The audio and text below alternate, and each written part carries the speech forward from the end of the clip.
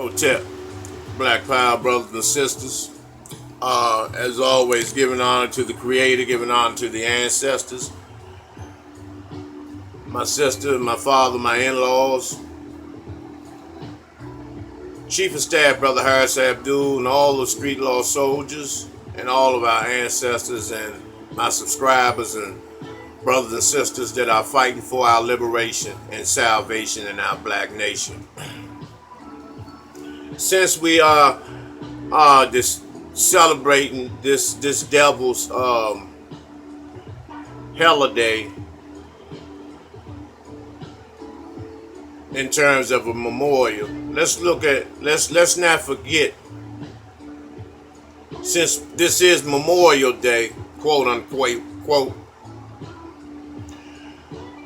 let's not remember that if it weren't for our ancestors, we would not be here. But at the same time, let's just take a look at the hell that our ancestors went through, which was, words can't describe it, of the hell that our ancestors went through.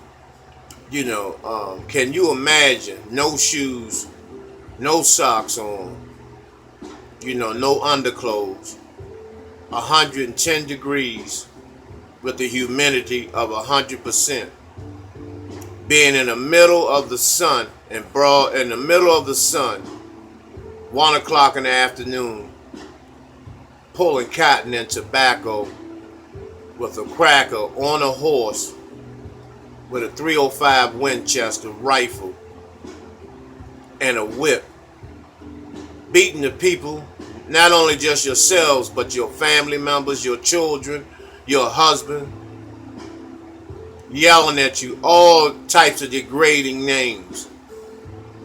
And then the sisters and brothers, some of them have to be subjected to being raped, brutally raped at the end of an 18-hour workday, 6 and 7 days a week. And so, there's no way that I could sit around and eat hot dogs and hamburgers and suck on watermelon and corn on the cob without even giving honor and paying homage to those who made the ultimate sacrifice for us to be here today. And like I always tell you all, when you see some of these photos of our ancestors, you don't know which one of these ancestors are directly related to you, when in fact all of them were in some form or another by way of 6 degrees of separation. So there's no way I could sit and enjoy myself without even just taking a moment just to give them, their just due.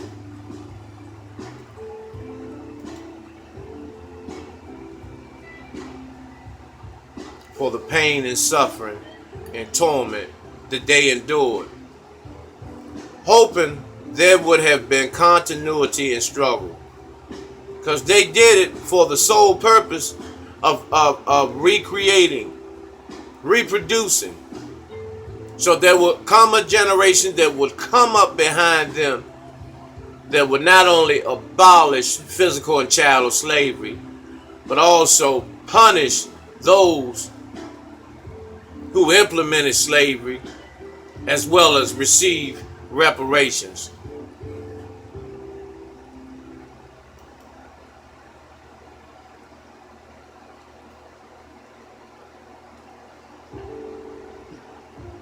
And this devil sits on the top, and they enjoy, the reason that they enjoy taking these photos, these are like prized possessions that they had, and they would trade and swap pictures with one another to see who had the most slaves, see which slaves look more controlled in these photos than others, and also at the same time pointing out those that were rebellious, those that had intentions on insurrections.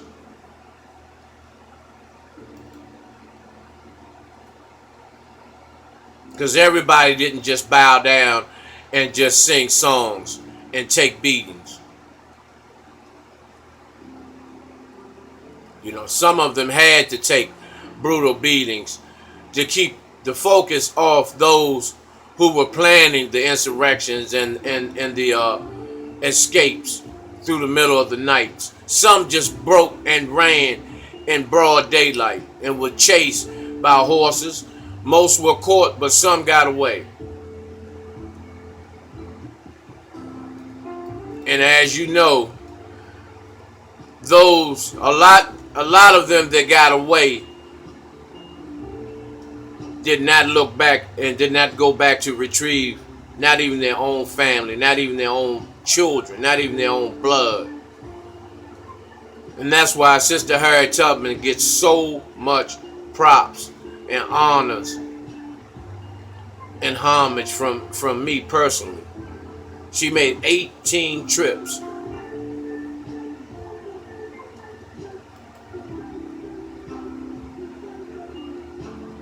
Can you imagine being shackled like that for days, sometimes even months?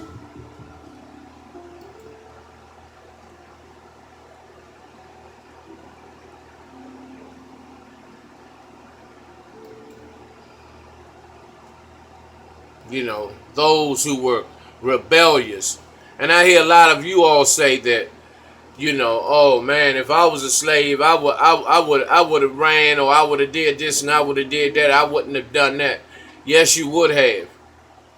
I remember being young, and when I began to study about the history of our brothers and sisters, our ancestors, that, you know, I always said as a teenager that I wouldn't have done this and I would have done that. But in all actuality, that's not possible. That wasn't possible all the time. And if you're caught, you were being beat within inches of your life. And a lot of times a foot or arm or something was amputated, was cut off. You know, a lot of times they had bells with steel irons around their necks, that if they ran, they wouldn't be able to get away because the bells would ring at the same time. Those steel poles that they had around their necks would get tangled up in trees. And so they weren't able to run. Such as this brother here, unable to run because the poles would get stuck into the leaves in the trees, and he would be unable to escape that or untangle himself out of a tree. But as you can see, this warrior, this ancestor, ran on several occasions.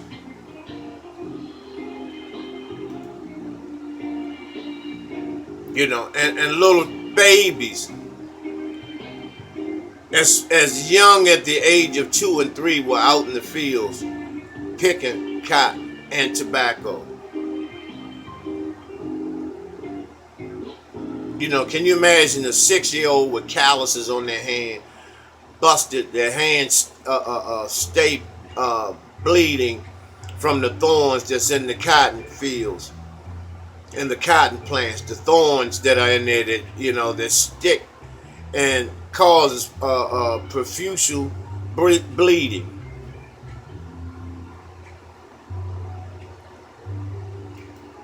How can we forget?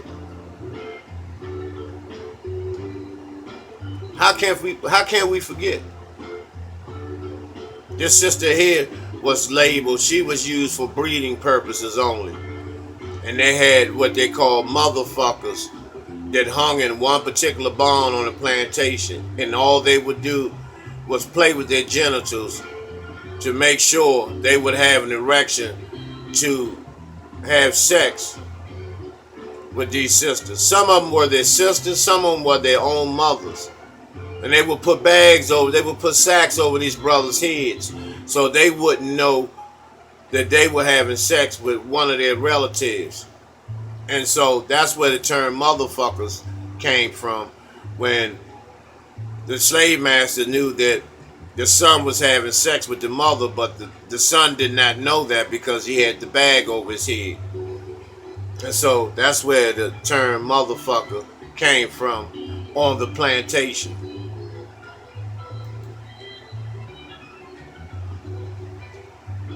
You know, this brother, this ancestor ran on several occasions, and was captured. I believe both his feet were amputated as well as an arm. This brother here was whipped to flesh. He had flesh hanging out of his thighs and legs, buttocks and back. Literally, flesh hanging out. With George Bush's grandfather trying to sell this gentleman, because this was a slave that belonged to Prescott Bush, George Bush's grandfather. So don't tell me they're not devils, when you can actually take a retarded 19-year-old boy, Will Brown, who was set on fire, lynched, hung, castrated, set on fire, and his crispy, burnt, crisp body hung on a tree. Not mentioning he was shot over 1,000 times. Ears cut off, fingers, toes, penis, and they would mail them to their relatives as a token of superiority, of how they have control over their niggas. And that's the way they would talk.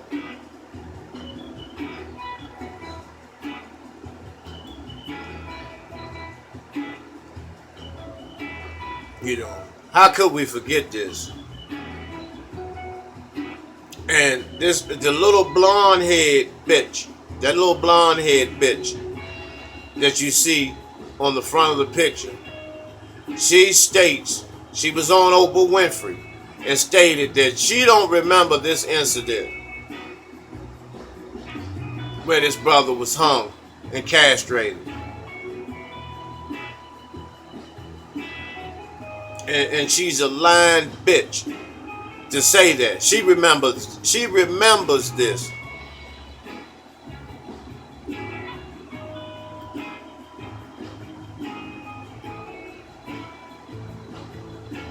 But see, she don't remember this. And see, we forgot this. That we were the original people of the planet Earth. Gods and goddesses, kings and queens. Now, everybody in Africa wasn't a king or a queen. But everyone possessed royalty through their spirits, through their energy. And it was passed on in their DNA down the line, generation to generation. And see, a lot of you Christians will sit there as an excuse to justify Christianity, which came from this through folklore. You would say that this is paganism, this is devil worshiping and all this type of stuff, and these people were demonic. How can the original people be demonic? And if that's so, then that means everything that came behind them was demonic. Because Christianity, the story of Jesus, Joseph, and Mary, started in ancient Kemet with Asa, Aset, and Heru. And then the Greeks changed the names to Osiris, Isis, and Horus.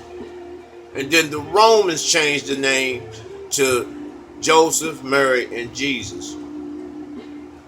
So to sit there and say this is pagan worship,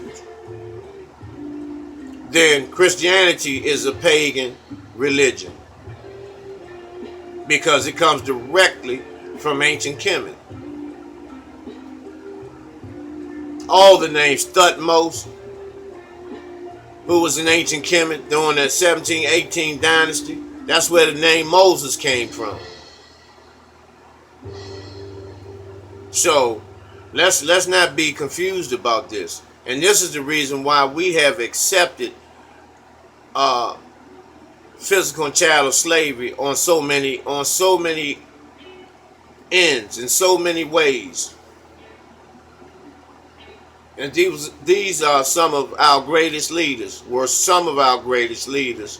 Now, everybody in this picture wasn't a leader. Several of them were sellouts, several of them were coons and buck dancers. However, those that weren't stood for something.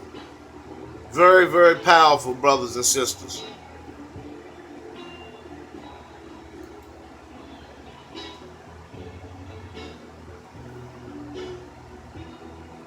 You know, any means necessary. This is the only way that reparations will come about. And every time we've had leaders that came to the forefront that was willing to stand up, bleed, fight, kill, and die for our liberation, they were eliminated. They were eliminated.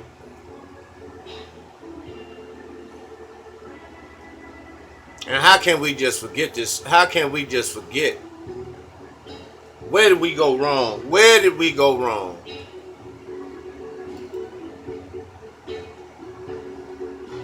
You know, all our great leaders,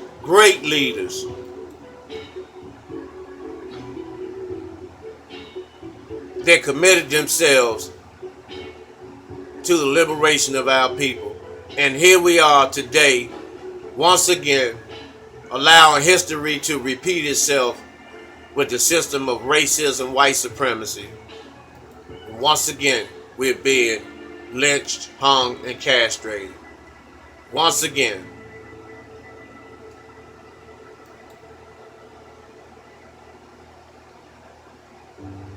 When you got, you know, buck dancers and bojanglers like Michael Jordan,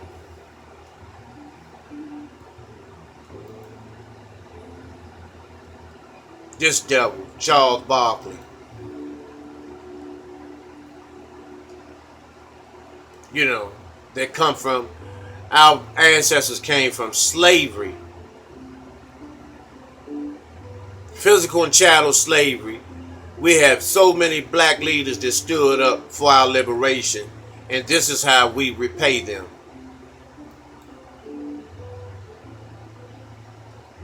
This is how we repay them.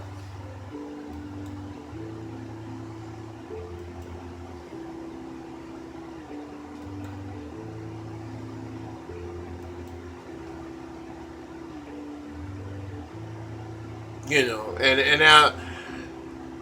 Lee Daniels is turning them out just like Tyler Perry is, left and right. Here, this brother, he's a homie. He played Dr. Dre in Straight Outta Compton, but now he's become fagged out, as you can see, with the lip gloss and makeup and the whole kit and caboodle on. Needless to say, you know, Hollywood has turned him out. But this brother here, and you never know who will come to the aid of black people. And although he may be, although he may be boule and suspect in many ways, however, he had enough courage to not forget about his ancestors. And he created the show Underground. Excuse me one second.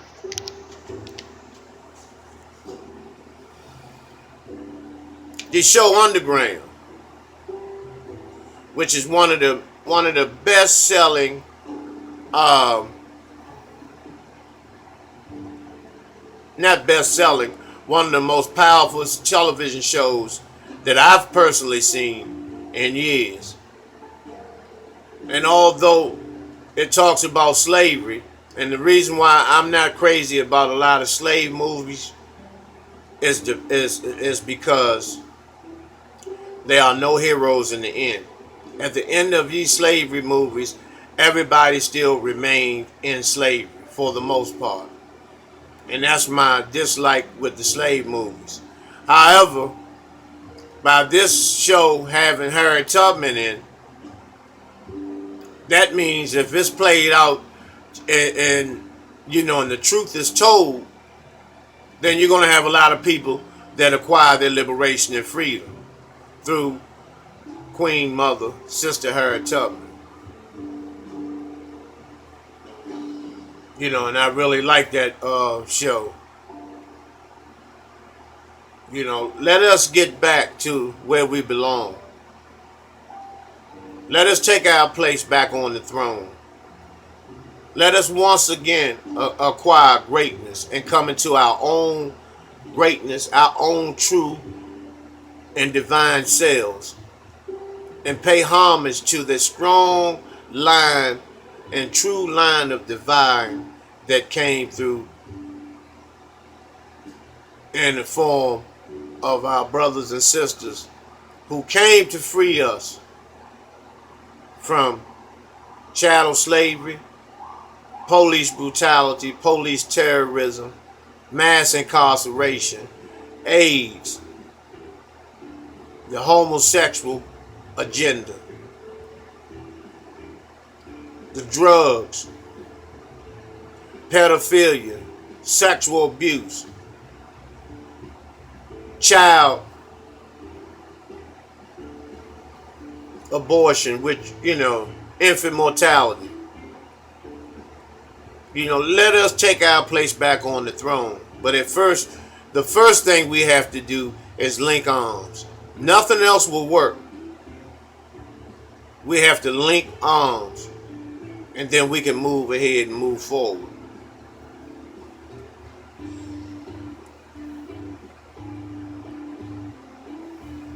I'll be with you shortly again to discuss some other issues. And as always, Hotep, Black Power.